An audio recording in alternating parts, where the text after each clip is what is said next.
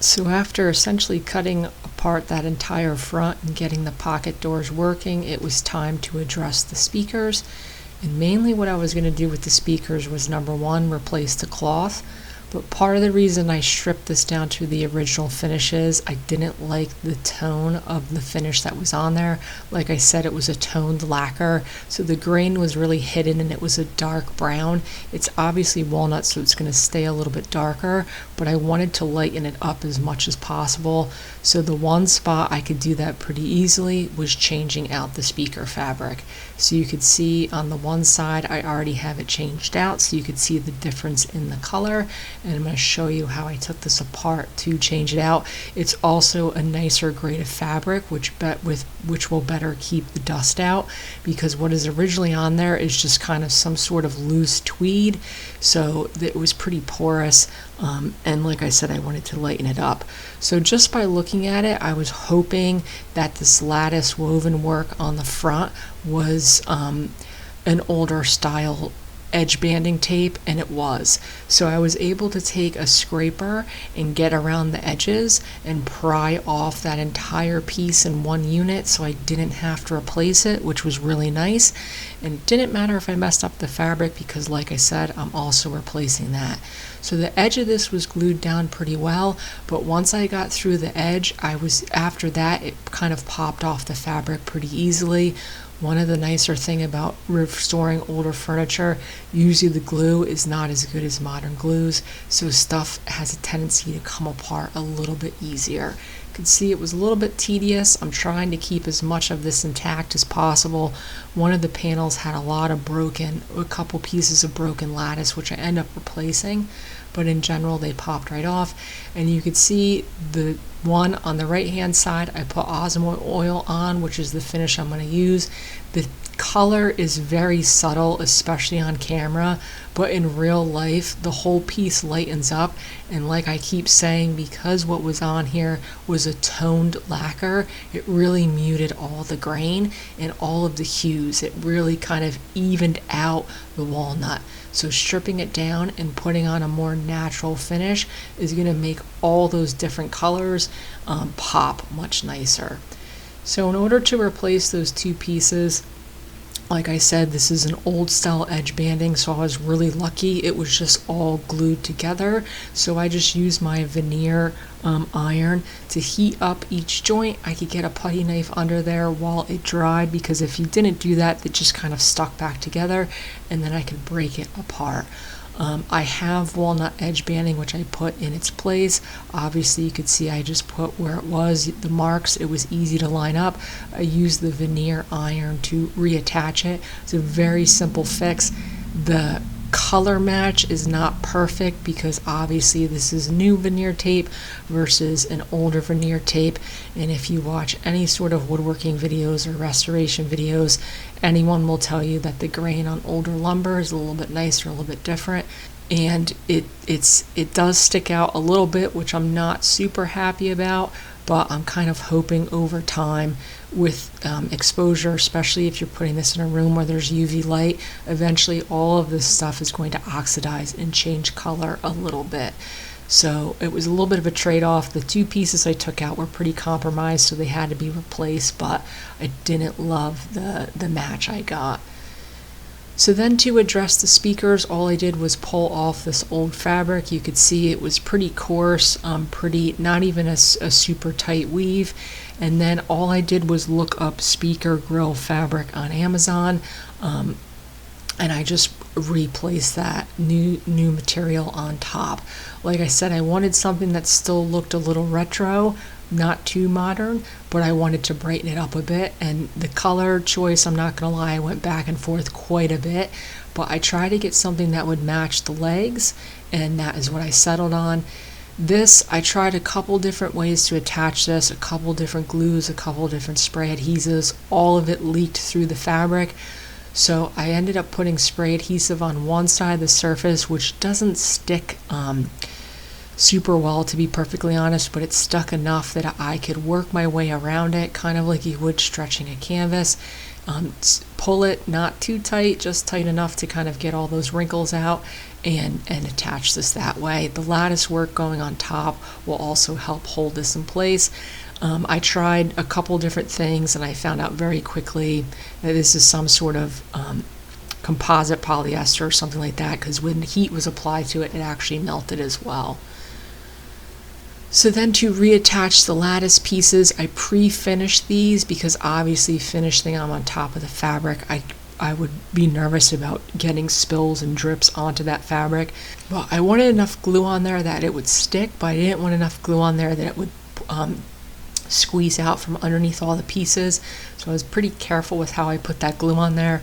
This is just Titebond 3. Titebond 3 and wood glues in general are kind of like a little bit fancier version of Elmer's. It's probably not the ideal glue to use for this, but it will stick these two surfaces together. Ideally, I would have liked to use something like a hot glue gun. You could see on the original there was some sort of clear glue on there.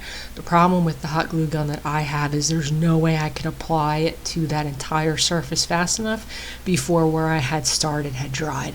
So it kind of settled with the wood glue. That's what I had in my shop, and it ended up working really well. These are pretty heavy, so I just sat it on its face overnight. I tacked the corners in place with some blue tape. Before I took these apart, it's worth noting I made note of where that lattice was put in place, because you could see it's kind of cheated to the edges and off center, which is important, so that when I put it back in place, everything's square and it fits right back in place. Now these were just screwed to that inner frame, so when I took it apart, I just took those screws out. Very simple to put it back together. Use the same screws, same screw holes, and that was pretty simple. One of the reasons I did this at this point was I quickly became apparent that the speakers had to go in place before the pocket doors went in place. That is because I actually kind of cheated into the cavity that was originally for the speakers a little bit, to the point where I had to cut off part of the front of that panel so the speakers could not go in once the doors were in place. This isn't a huge deal. I don't ever expect to have to take them out. You could take all the speakers off from the back side in general. You can get a good view of those two pieces of walnut that I don't love the match to, but I'm kind of stuck with at this point. So then going forward, I can make the new cabinet material, which is going to hold all of my components. I base all of these measurements. I like to make cabinetry with rabbets and dados. I find it makes really solid joints. I don't have to worry about it tweaking or adjusting down the line, and gluing stuff up together with rabbet and dados I find to be really easy. I just didn't measure properly the first time around, and the turntable I have for this was just mounted a little bit too high.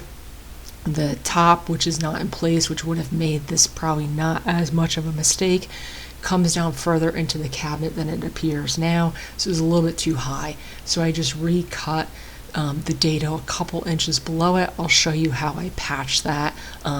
Not a huge deal, but you'll notice I had to lower it. And then from there, I'm just cutting these as I go. Obviously, I have a spot for the record player, and then the receiver is going to be mounted below that.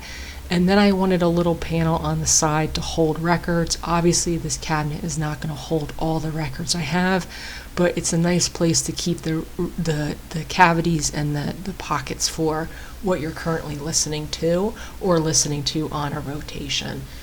So as you can see, all I did was mount my two sides. I measured for this middle, cut a dado, measured the height, cut another piece of ply. The depth of this is set back enough so the doors close, and it acts like a stop for the doors. The hinges on the doors will actually make the doors flay inward, so you always have to have a stop on cabinetry that doesn't have a face frame to stop the doors. So that is the depth I decided on this cabinetry. Like I said, it's going to hold on my components but also stop the doors from swinging inwards. I could square it up, measure for the parts for the other shelf, and then slide that into place. So this is roughly the carcass I'm using. I'm using cabinet grade ply, which is a nice grade of ply. I always have pieces like this laying around the shop because I use it for furniture quite often. If you don't, especially once you see how I decide to finish this, you can use something else. And then the compartment where I'm going to put the sleeves for the records, I was a little nervous about it not having a bottom, so I cut 2 rabbets on this piece, and then I just added a little piece of plywood for the bottom, and that is basically all I'm doing. This lifts in and out. It's not permanently attached. One of the downsides of these pocket doors is you can't access the hardware to make adjustments when that part I just put in is in place, so it does lift in and out, and it has to be freestanding because obviously you need those doors to slide in and out, so I couldn't attach it on the tops or on the bottoms or anything like that. So then to finish this, I absolutely hate painting stuff. I don't like the look of this maple ply when it's stained. So the grandfather I actually got this from was really big on covering stuff with contact paper. Now he would do it where he would get fake wood grain contact paper and cover cheap furniture so it looked like wood finished furniture.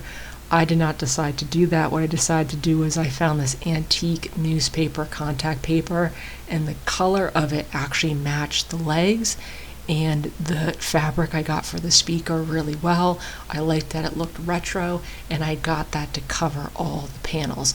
Now this is really inexpensive contact paper. I think the roll was like $9, so working with it was a little bit of a pain because it tore easily. If I was doing it again, I probably would have got a thicker, more quality product, but in general it should last fine.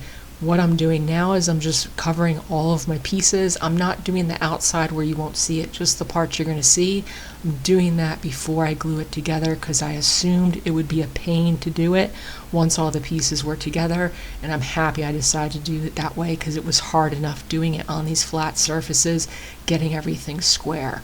Now what you're seeing me do here is I'm removing material from where my pieces will go in those dados. The dados are a really tight fit, and adding any sort of thickness to this outer panel will make it probably not fit or scrunch up that contact paper. So I did the front edge banded with walnut so that it matched and looked a little bit nicer, and then covered all of my parts with that contact paper. You can see for my mistake, especially since this is getting covered, all I did was cut a piece of ply, fill it in, glue it, sand it, and then covered it with that paper. So going forward, I'm going to put this together one piece at a time, obviously. And the first one I'm doing is my vertical, because I'm going to glue it in place, flip it over, and then put some brads in it to hold it in place as it dries. And you'll notice the top I do not have covered with contact paper yet because I didn't want to see those brads. So this was the only part I didn't pre-cover. I put those brads in there to hold that in place, and then I could cover this as well. I've kind of learned through this process. This was a much easier process if I did this on a diagonal, pulling the paper off. One of the problems I had was the paper on the back liked to come off in pieces, which was a huge annoyance. But once I decided to put a corner in place versus the whole top in place, pulling it off on a diagonal worked a little bit better. And I did it a little piece at a time like this so I didn't get any bubbles, and that made this process a lot easier. An X-Acto knife cleaned up all of my edges pretty easily. So then once I had that top done, I could hammer this in place, and the two sides you will never see, so those were easier. I could put screws in there and not worry about it. And obviously the back, I didn't put edge banding or anything like that on there. You are also never going to see that. So then, like I said, it's just I don't think I've ever pre-finished a piece before and then glued it together. So I was being very careful not to have any sort of glue squeeze out or anything like that on the surfaces. But this went together pretty well.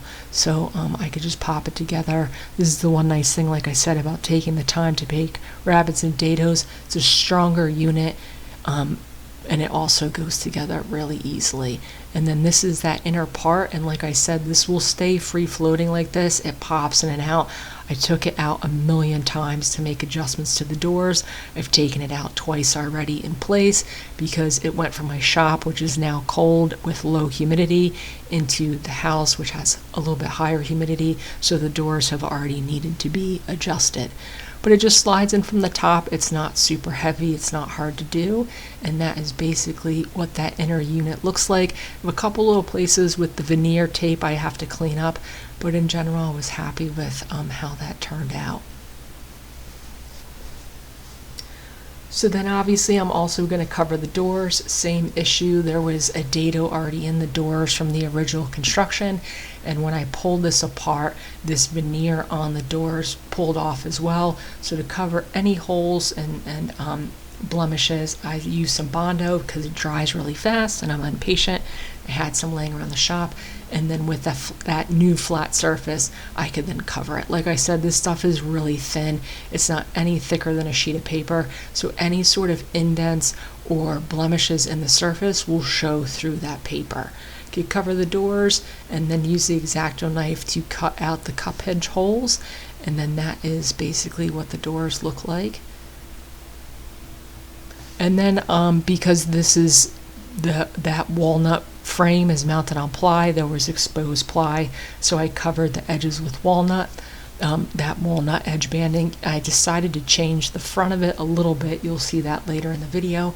Could reattach the doors, get my fit real nice because I'm getting towards the end of this process. And you can see now with that in place, it also acts as a door stop, so I don't have to have anything holding them in place. The reveal looked pretty good at this point. I was happy with how things were looking. They slide into place really nicely, no binding or anything like that. So then part of this, one thing that I haven't really shown in this video was the top. I didn't have to get to it to the end, but once again you could see just how easily that finish sands off pretty quickly, and it's a really nice finish on the top. This, you could see just the quality of construction. This is actually poplar, laminated poplar, and then they have a thin sheet of ply and then the veneer on top of that. I left that exposed. Stuff like that doesn't bother me. I also left the original finish where the Victrola logo was, because I like seeing stuff like that as well. I didn't want to sand that off. I removed the metal feet on the bottom of this that scratches up everybody's floors, and put some felt pads on there, and then I could put the top back. The magnet that originally was there for the top is too big, so I have to, well, that's one thing I still haven't done, is working out how I want that top to catch, because there's not really a lot of surface area on the inside anymore to put magnets. And then, like I said in the beginning of the video, the finish I chose for this was Osmo Oil. It's a hard wax finish. It can be a little bit time consuming to put it on because you really have to buff it into the finish, but in my opinion, pound for pound, it is one of the easiest finishes to apply, and it really not only brings out the grain, but it doesn't leave any sort of film like stuff like poly does. It just makes it look like natural, clean wood, and I just really like that look. It's going to make the color pop a little bit more than a water-based finish. I've actually done some pieces with water-based, a mid-century modern, and the color will stay more muted like when it's sanded, but I like that oil-based finish. And for people that are interested, it still has some of the original markings on the backer, which obviously I kept and put back into place. And that is that. Like I said, the front panel here, where you will see when it's always open, I had walnut edge banding on there. Didn't really like the way it looked, so what I decided to do is actually put some red oak I had laying around. This is actually really thick veneer. It's a 1/16 of an inch. I glued it in place so that when these doors are open, that front stripe matches the legs, but also matches the fabric on the panels now, and I liked pulling that together that way. I also really like the way oak works. So that's really thin veneer. When you add moisture to it, because there's moisture in the glue, it's going to curl on you. So if you ever use something like that, just make sure you tape it down really well. And then the top kind of had a lip, and I wanted to cover these doors, so I cheated it out a little bit with a strip of walnut, and then I just took 2 little pieces of 1/4 inch ply, covered them with that contact paper, and put those on top. So now the doors, you can't see them from the top. And this is basically what it looks like now. And then I had footage of playing the record player, but when I uploaded it to YouTube, it got flagged for copyright. So unfortunately, the sound of it is going to have to live in people's imagination because I can't think of a way around that.